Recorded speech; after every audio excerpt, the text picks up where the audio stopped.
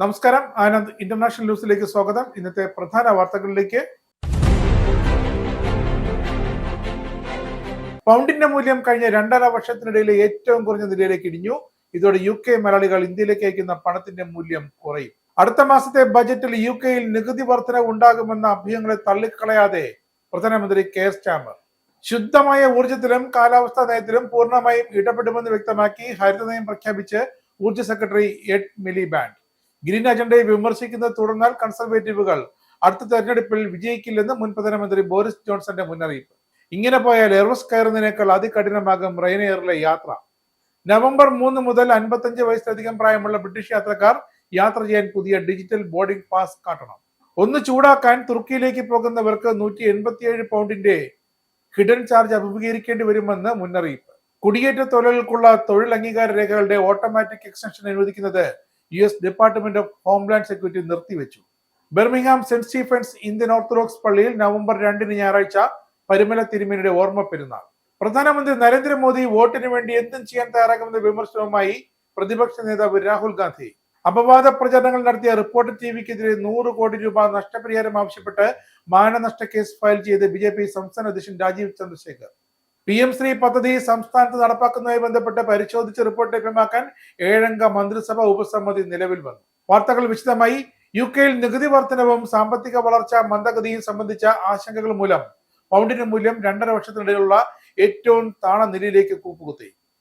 ഡോളറിനെതിരെ pound 1.32 ഡോളറിലേക്കും യൂറോയോട് 1.13 യൂറോയിലേക്കുമാണ് താണത്. പിന്നീട് ചെറിയ തോതിൽ ഉയർന്നെങ്കിലും 1.14 യൂറോയിൽ സ്ഥിരത കൈവരിച്ചു.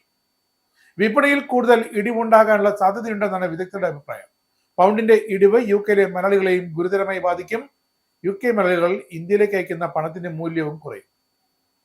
സർക്കാരിന്റെ ധനകാര്യ നയം കൂടുതൽ കടുപ്പിക്കുകയും നികുതി വർധനവും ചെലവ് ചുരുക്കലും ഒരുമിച്ച് നടപ്പിലാക്കുകയാണെങ്കിൽ പൗണ്ടിന്റെ മൂല്യം വീണ്ടും കുറയാനുള്ള സൂചനയാണ് സാമ്പത്തിക വിദഗ്ധർ കാണുന്നത്.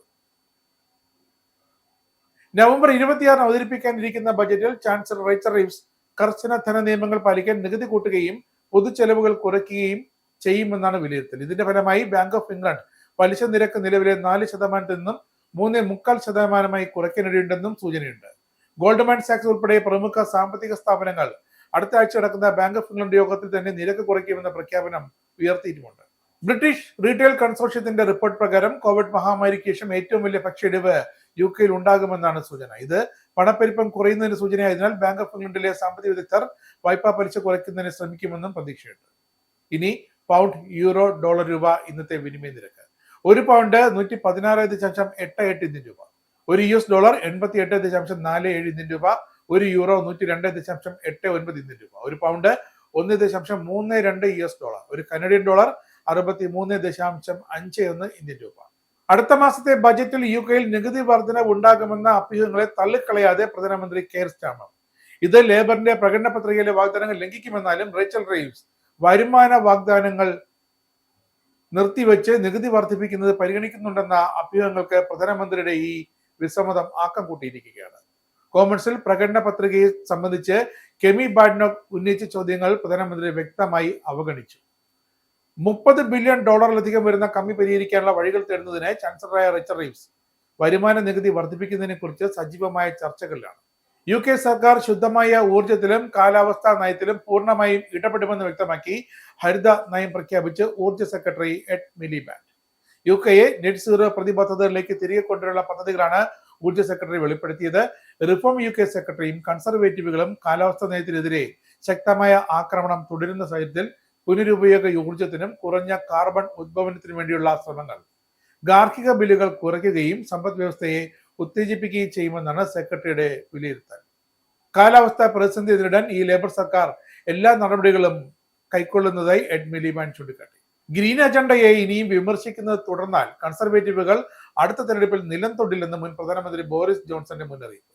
കാലാവസ്ഥാ വ്യതിയാന നിയമം റദ്ദാക്കാനും 2050 നെറ്റ് സീറോയിലെത്താനുള്ള UK-യുടെ പ്രതിബദ്ധത ഉപേക്ഷിക്കാനും ടോറി നേതാവ് കെമി ബാഡ്നോക്ക് ആഹ്വാനം ചെയ്തതിന് പിന്നാലെയാണ് ബോറിസ് ജോൺസന്റെ വിമർശനം. നേരത്തെ മുൻ പ്രധാനമന്ത്രിമാരായ തെരേസ മേയും ജോൺ മേജറും ടോറികൾ നെറ്റ് സീറോയ്ക്കെതിരെ സംസാരിച്ചതിനെ കടുത്ത ഭാഷയിൽ വിമർശിച്ചിരുന്നു.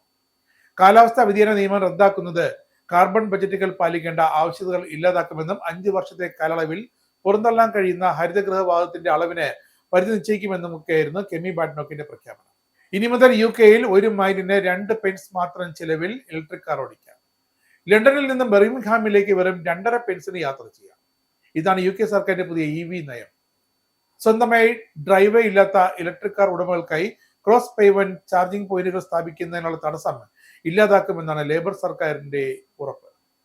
ഇലക്ട്രിക് കാർ ഉടമകൾക്ക് ഇനി മുതൽ അവരുടെ വീടുകൾക്കുള്ളിൽ തന്നെ കുറഞ്ഞ ചെലവിലും എളുപ്പത്തിലും കാർ ചാർജ് ചെയ്യാം. വാടകക്കാർക്കും ലീസിൽ എടുത്തവർക്കും ഇലക്ട്രിക് വെഹിക്കിൾ ചാർജറുകൾ സ്ഥാപിക്കുന്നത് കൂടുതൽ എളുപ്പമാക്കുന്ന നിയമങ്ങളാണ് ഇപ്പോൾ വന്നിരിക്കുന്നത്. കഴിഞ്ഞ ദിവസം പ്രഖ്യാപിച്ച പുതിയ നയത്തിന്റെ ഭാഗമായി വാടകക്കാർക്കും സ്വന്തം ഡ്രൈവേ ഇല്ലാത്തവർക്കും ഇലക്ട്രിക് വാഹനങ്ങൾ ചാർജ് ചെയ്യുന്നതിന് സൗകര്യമൊരുക്കും.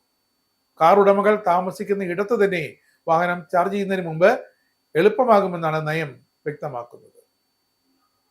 പരിഷ്കാരങ്ങൾ നിലവിൽ വന്നാൽ കൂടുതൽ കുടുംബങ്ങൾക്ക് ഗാർഹിക നിരക്കിൽ ലഭ്യമാകുന്ന വൈദ്യുതി ഉപയോഗിച്ച് ഇലക്ട്രിക് വാഹനങ്ങൾ ചാർജ് ചെയ്യാൻ സാധിക്കും.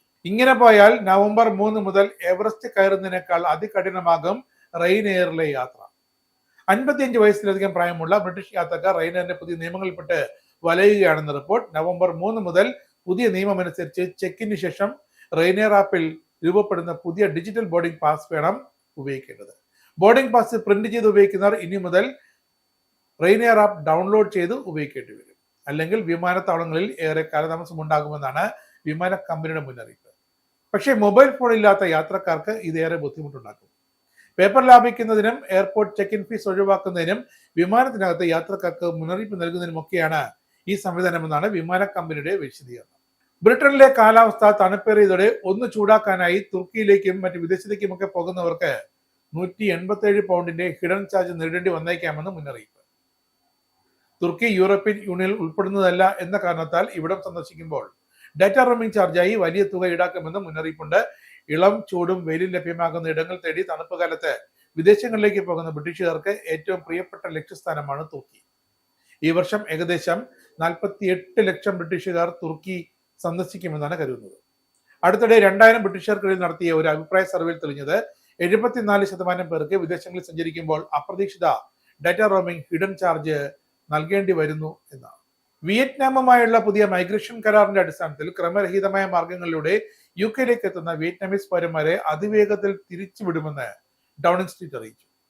കഴിഞ്ഞ വർഷം തെക്ക് കിഴക്കൻ വിയറ്റ്നാമിൽ നിന്ന് ചെറിയ ബോട്ടുകൾ വഴിയും ലോറികൾ വഴിയും രഹസ്യമായി എത്തിയവരുടെ എണ്ണത്തിലുണ്ടായ വർധനവിന് ശേഷം ഈ കരാർ UK-യിൽ തുടരാൻ അവകാശമില്ലാത്തവരെ നാട് കടത്താൻ വ്യവസ്ഥ ചെയ്യുന്നുണ്ട്. 2024 ഏപ്രിലെ സ്ഥിതിവിവര കണക്കുകൾ കാണിക്കുന്നത് എല്ലാ ചെറുബോട്ട് വരവുകളുടെയും 20% വിയറ്റ്നാമീസ് പൗരന്മാർ എന്നാണ്.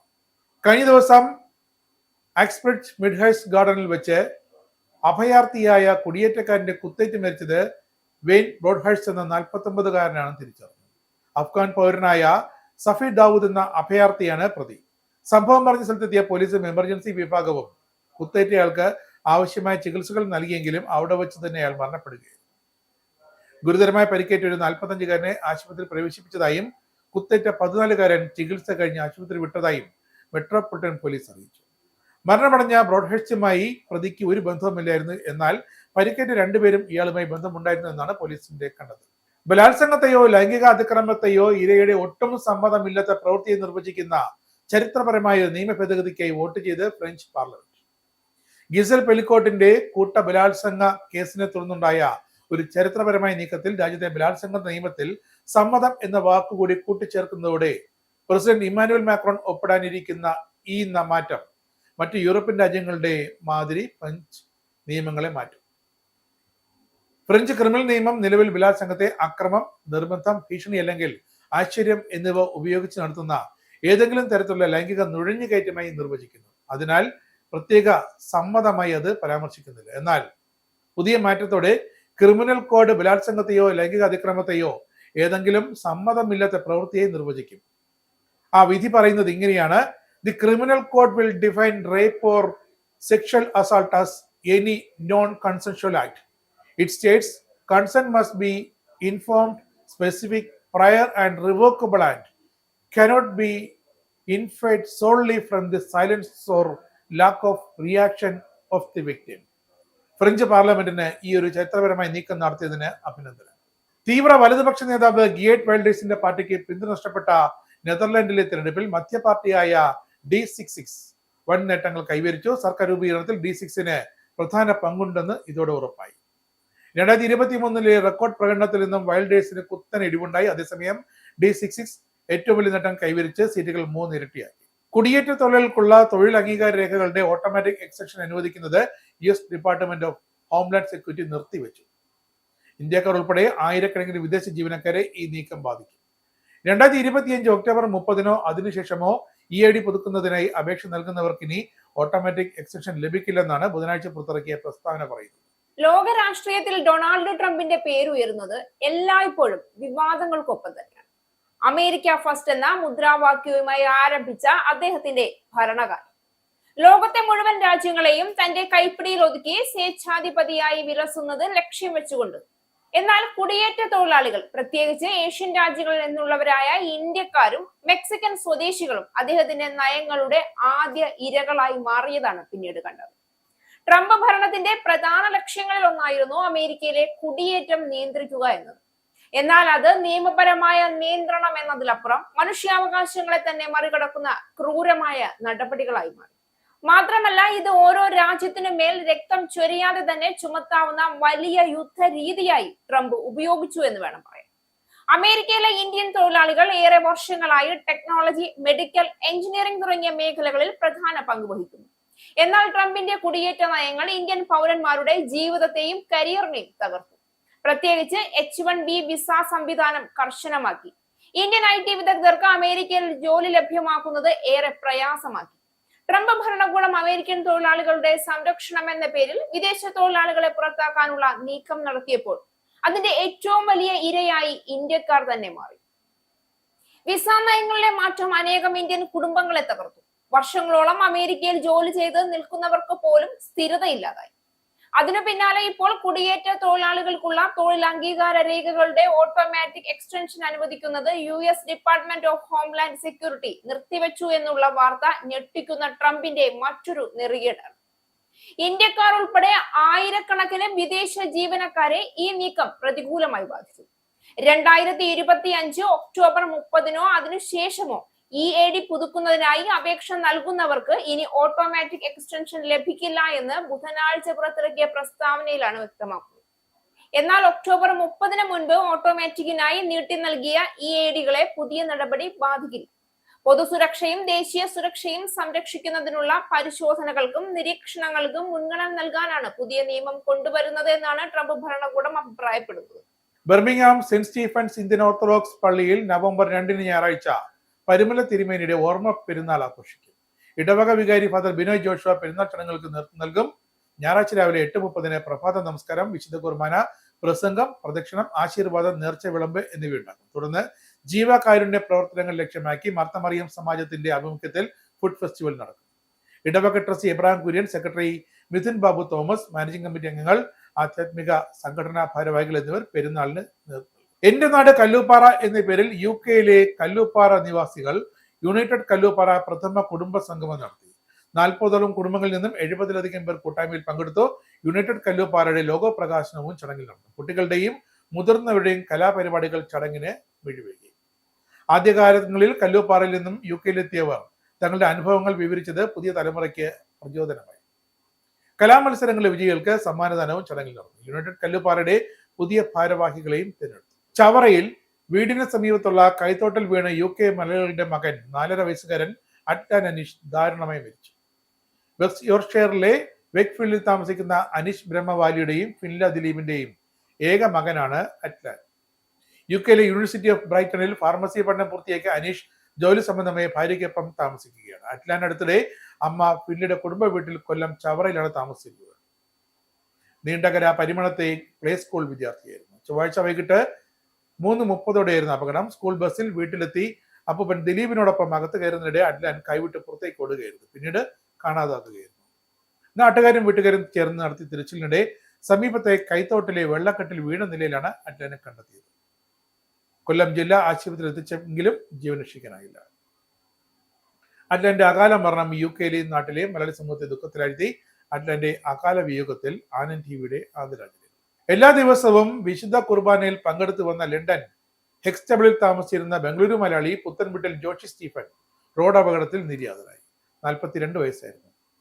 ടാഡ്ഫോർഡിലുള്ള സെന്റ് ആൻസലം പള്ളിയിൽ നിന്ന് ഈ മാസം 27-ന് ജോഷി വീട്ടിലേക്ക് മടങ്ങവേ സൈക്കിൾ അപകടത്തിൽപ്പെട്ടായിരുന്നു മരണം. എല്ലാ ദിവസവും കുർബാന അർപ്പിക്കാൻ ശ്രദ്ധിച്ചിരുന്ന വ്യക്തി കൂടിയായിരുന്നു ജോഷി സ്റ്റീഫൻ. ബംഗളൂരു രാമമൂർത്തി നഗറിലെ സെന്റ് മേരീസ് സീറോ മലബാർ പള്ളി ഇടഭാഗാംഗമാണ്. FIS ഗ്ലോബൽ എന്ന കമ്പനിയിൽ കംപ്ലൈൻസ് അനലിസ്റ്റായി ജോലി നോക്കി വരികയായിരുന്നു. Syro Malabar saint Mark mission ഇടഭാംഗമായിരുന്നു സ്റ്റീഫൻ, മരീന എന്നിവരാണ് മാതാപിതാക്കൾ. UK വെസ്റ്റ് യോർക്ക്ഷയറിലെ വെക്ക്ഫീൽഡിൽ താമസിക്കുന്ന ജോമി തോമസിന്റെ പിതാവ് ഭരണങ്ങാനം എടപ്പാടി വ്യാളിപ്പാക്കിൽ ജോസ് മാത്യു നിര്യാതനായി. 67 വയസ്സായിരുന്നു. കഴിഞ്ഞ ദിവസമാണ് ജോസ് മാത്യുവിന്റെ മാതാവ് മേരിക്കുട്ടി മാത്യു നിര്യാതയായത്. ജോസ് മാത്യുവിന്റെയും മേരിക്കുട്ടി മാത്യുവിന്റെയും മൃതസംസ്കാര ശുശ്രൂഷകൾ ബുധനാഴ്ച ഭരണങ്ങാനം സെന്റ് മേരീസ് ദേവാലയത്തിൽ നടന്നു. ഭാര്യ ജോളി ജോസഫ് ചിമ്പേരി കുര്യന്താനത്ത് കുടുംബാംഗമാണ്. ജോമി ജോസിന്റെ പിതാവിന്റെയും പിതൃമാതാവിന്റെയും വിയോഗത്തിൽ ആനന്ദ് ടിവിയുടെ അനുശോചനം അറിയിക്കുന്നു. ഇനിയൊരു ഇടവേള ശേഷം വാർത്തകൾ തുടരും. Book your Indigo flight tickets easily and safely with Anand Travel. Call UK number 020-8548-4897. Indian cell number 918921120509. Or please mail to info@anandtravel.com. Have a happy journey. വീണ്ടും വാർത്തയിലേക്ക്. National highlights. റഫാൽ യുദ്ധവിമാനത്തിൽ പറന്ന് ഇന്ത്യൻ രാഷ്ട്രപതി ദ്രൗപദി മുർമു. കഴിഞ്ഞ ദിവസം രാവിലെയാണ് ഹരിയാനയിലെ അംബാലയിലുള്ള വ്യോമസേനാ താവളത്തിൽ നിന്നും രാഷ്ട്രപതിയുമായി റഫാൽ യുദ്ധവിമാനം പറന്നുയർന്നത്. ഇത് 2ാം തവണയാണ് രാഷ്ട്രപതി യുദ്ധവിമാനത്തിൽ പറക്കുന്നത്. ഇന്ത്യൻ സായുധ സേനയുടെ സുപ്രീം കമാൻഡറായ ദ്രൗപദി മുർമു 2023 ഏപ്രിൽ 8-ന് അസമിലെ തേസ്പൂർ വ്യോമസേനാ താവളത്തിൽ നിന്നും സുഖോയ് 30 MKI ജെറ്റിൽ പറന്നിരുന്നു. ഇത്തവണ പൈലറ്റ് ഗ്രൂപ്പ് ക്യാപ്റ്റൻ അമിത് ഗഹാനിയാണ് രാഷ്ട്രപതി സഞ്ചരിച്ച റഫാൽ പറത്തിയത്. യുദ്ധവിമാനത്തിൽ സഞ്ചരിക്കുന്ന ഇന്ത്യയുടെ 3ാമത്തെ രാഷ്ട്രപതിയും 2ാമത്തെ വനിതാ രാഷ്ട്രപതിയുമാണ് ദ്രൗപദി മുർമു. പ്രധാനമന്ത്രി നരേന്ദ്രമോദി വോട്ടിന് വേണ്ടി എന്തും ചെയ്യാൻ തയ്യാറാകുമെന്ന ഗുരുതരമായ ആരോപണവുമായി പ്രതിപക്ഷ നേതാവ് രാഹുൽ ഗാന്ധി. വോട്ടിന് വേണ്ടി നാടകം കളിക്കാൻ പറഞ്ഞാൽ മോദിജി അത് ചെയ്യും. ഞാൻ നിങ്ങൾക്ക് വോട്ട് ചെയ്യാം, സ്റ്റേജിൽ വന്ന് ഡാൻസ് ചെയ്യാൻ പറഞ്ഞാൽ അതും ചെയ്യുമെന്ന് മുസാഫർപൂരിലെ റാലിയിൽ രാഹുൽ കുറ്റപ്പെടുത്തി. ഭരിക്കുന്നത് നിതീഷ് കുമാറാണെങ്കിലും ഭരണം നിയന്ത്രിക്കുന്നത് മോദിയും BJPയുമാണെന്നും രാഹുൽ പരിഹസിച്ചു. നിതീഷിന്റെ മുഖം മാത്രമാണ് BJP ഉപയോഗിക്കുന്നത്. സാമൂഹിക നീതി നടപ്പാക്കാൻ BJP തയ്യാറാകുന്നില്ല. ജാതി സെൻസസ് നടപ്പിലാക്കണമെന്ന് ലോക്സഭയിൽ താൻ ആവശ്യപ്പെട്ടിട്ടും കേന്ദ്ര സർക്കാർ മിണ്ടിയില്ലെന്നും രാഹുൽ ഗാന്ധി പറഞ്ഞു. വിമർശനക്കെതിരെ പക്ഷേ BJP നേതാക്കൾ രംഗത്തെത്തി. പ്രധാനമന്ത്രിക്കായി വോട്ട് ചെയ്തവരെ രാഹുൽ അപമാനിച്ചെന്ന് BJP നേതാവ് പ്രദീപ് ഭണ്ഡാരി കുറ്റപ്പെടുത്തി. ഇനി കേരള വാർത്തകളിലേക്ക്. PM ശ്രീ പദ്ധതിയിൽ കേരള സർക്കാർ ഒപ്പുവച്ചതിനെ ചൊല്ലി JNUവിലെ ഇടത് സഖ്യത്തിൽ ചേരാതെ ASF. നവംബർ 4-ന് നടക്കുന്ന വിദ്യാർത്ഥി യൂണിയൻ തെരഞ്ഞെടുപ്പിനായി മറ്റ് ഇടത് വിദ്യാർത്ഥി സംഘടനകളെല്ലാം ഒരുമിച്ചപ്പോൾ ASF മാറി നിൽക്കുന്നു. സംസ്ഥാനത്ത് PM ശ്രീ വിഷയം പരിഹരിച്ചതോടെ സാഹചര്യം മാറിയെങ്കിലും JNUവിൽ സംഘടന തങ്ങളുടെ നിലപാട് വ്യക്തമാക്കിയിട്ടില്ല. എറണാകുളം സ്വദേശിയായ ഗവേഷക വിദ്യാർത്ഥി U ഗോപികൃഷ്ണൻ ഇത്തവണ ജനറൽ സെക്രട്ടറി സ്ഥാനത്തേക്ക് മത്സരിക്കുന്നുണ്ട്. ഇനി കേരള ഹൈലൈറ്റ്സ്. തനിക്കെതിരെ അപവാദ പ്രചരണങ്ങൾ നടത്തിയ റിപ്പോർട്ടർ TVക്കെതിരെ 100 കോടി രൂപ നഷ്ടപരിഹാരം ആവശ്യപ്പെട്ട് BJP സംസ്ഥാന അധ്യക്ഷൻ രാജീവ് ചന്ദ്രശേഖർ മാനനഷ്ട കേസ് ഫയൽ ചെയ്തു. രാജീവ് ചന്ദ്രശേഖറിന്റെ ബന്ധമില്ലാത്ത BPL എന്ന സ്ഥാപനത്തിന്റെ ഭൂമി ഇടപാടുമായി ബന്ധപ്പെടുത്തി BJP സംസ്ഥാന അധ്യക്ഷൻ കൂടിയ അദ്ദേഹത്തിന്റെ പേര് ദുരുപയോഗം ചെയ്ത് വ്യാജ വാർത്തകൾ കെട്ടിച്ചമച്ചു, തുടർച്ചയായി സംരക്ഷണം ചെയ്തു എന്നീ കാരണങ്ങൾ കാട്ടി മുംബൈ ആസ്ഥാനമായ HRP പാർട്ട്നേഴ്സ് എന്ന സ്ഥാപനം വഴിയാണ് നോട്ടീസ് അയച്ചിരിക്കുന്നത്. 100 കോടി രൂപയുടെ നോട്ടീസാണ് നൽകിയത്. 7 ദിവസത്തിനുള്ളിൽ വ്യാജ വാർത്ത പിൻവലിച്ച് മാപ്പ് പറയണമെന്നും നോട്ടീസിലുണ്ട്. ചാനൽ റേറ്റിംഗിനായി എന്തും പടച്ചുവിടാമോ? വായിൽ തോന്നിയത് കോതയ്ക്ക് പാട്ടാക്കാമോ? പാട്ടാക്കിയാൽ ഇങ്ങനെ ഇരിക്കും.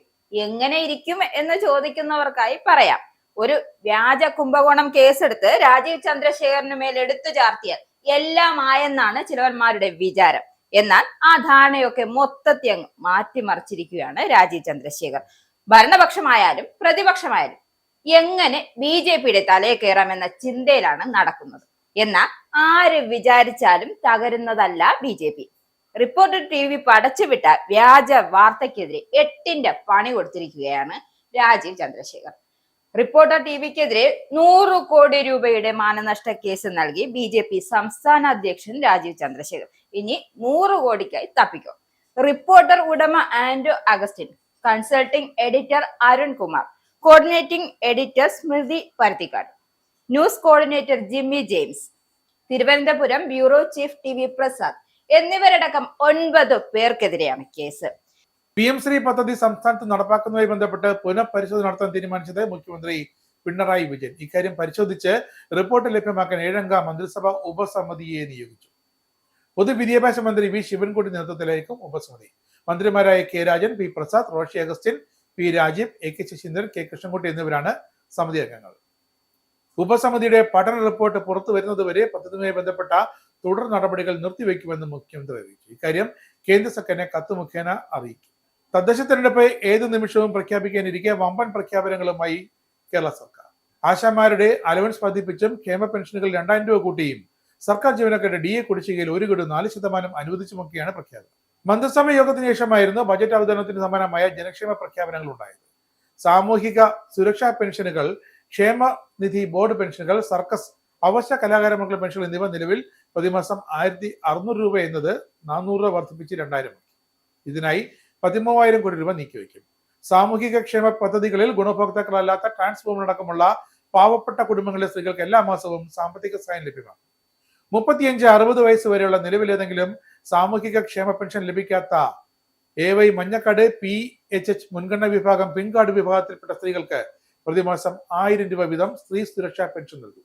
കോഴിക്കോട് 6 വയസ്സുകാരി അതിഥി S നമ്പൂതിരിയെ ശാരീരികമായി പീഡിപ്പിച്ചും പട്ടിണിക്കിട്ടും കൊലപ്പെടുത്തിയെന്ന കേസിൽ 1-ാം പ്രതിയും കുട്ടിയുടെ അച്ഛനുമായ സുബ്രഹ്മണ്യൻ നമ്പൂതിരിക്കും 2-ാം പ്രതിയും 2-ാം അമ്മയുമായ റംല ബീഗത്തിനും കോടതി ജീവപര്യന്തം ശിക്ഷ വിധിച്ചു. ഇരുവർക്കുമെതിരെ ഹൈക്കോടതി കൊലക്കുറ്റം ചുമത്തിയിരുന്നു. പ്രതികൾക്കെതിരെ കൊലക്കുറ്റം നിലനിൽക്കില്ലെന്ന കോഴിക്കോട് അഡീഷണൽ സെഷൻസ് കോടതിയുടെ കണ്ടെത്തൽ തള്ളിയാണ് justice V Raja Vijayaraghavan, justice KV Jayakumar എന്നിവരുൾപ്പെട്ട ഡിവിഷൻ ബെഞ്ചിന്റെ ഉത്തരവ്. വിചാരണ കോടതി പ്രതികളെ യഥാക്രമം 3-2 വർഷം തടവിനാണ് ശിക്ഷിച്ചത്. തിരുവമ്പാടി തട്ടക്കാട്ടില്ലത്ത് സുബ്രഹ്മണ്യൻ നമ്പൂതിരിയുടെ മകൾ അതിഥി 2013 ഏപ്രിലാണ് മരിച്ചത്. ശബരിമല സ്വർണ്ണക്കൊള്ളയിൽ അന്വേഷണം ദേവസ്വം ബോർഡിലെ ഉന്നതരിലേക്ക് നീളുന്നു. 2019 മുതൽ 2025 കാലയളവിലെ ദേവസ്വം ബോർഡ് പ്രസിഡന്റുമാർക്കെതിരെ സ്പെഷ്യൽ ഇൻവെസ്റ്റിഗേറ്റീവ് ടീം അന്വേഷണം തുടങ്ങി. നിലവിലെ ബോർഡ് പ്രസിഡന്റ് PS പ്രശാന്ത്, 2019 പ്രസിഡന്റായിരുന്ന A പത്മകുമാർ എന്നിവരുൾപ്പെടെയുള്ള പ്രസിഡന്റുമാരുടെ പങ്കാണ് ഇപ്പോൾ അന്വേഷിക്കുന്നത്. ഹൈക്കോടതിയുടെ ദേവസ്വം ബെഞ്ചിന്റെ നിരീക്ഷണത്തെ തുടർന്നാണ് അന്വേഷണം മുൻ പ്രസിഡന്റുമാരിലേക്ക് നീളുന്നത്. 2 മുൻ ബോർഡ് പ്രസിഡന്റുമാർക്ക് സംഭവത്തിൽ പങ്കെടുത്ത് വ്യക്തമായാൽ അറസ്റ്റ് ഉൾപ്പെടെയുള്ള നടപടികളുമായി മുന്നോട്ട് പോകാൻ ഹൈക്കോടതി SITക്ക് നിർദ്ദേശം നൽകിയിട്ടുണ്ട്. ഇതിനൊപ്പമാണ് നിലവിലെ പ്രസിഡന്റ് PS പ്രശാന്തിന്റെ പങ്കിനെ കുറിച്ചും അന്വേഷിക്കുന്നത്. ഇനി സ്പോർട്സ് ന്യൂസ്.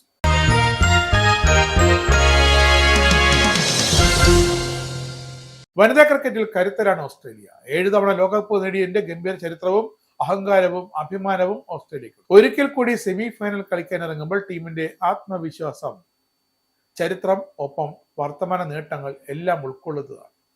സ്വന്തം മണ്ണിൽ കളിക്കുന്നതും സമീപകാലത്തെ മികച്ച പ്രകടനവുമാണ് ആതിഥേയരായ ഇന്ത്യയുടെ പ്രതീക്ഷ.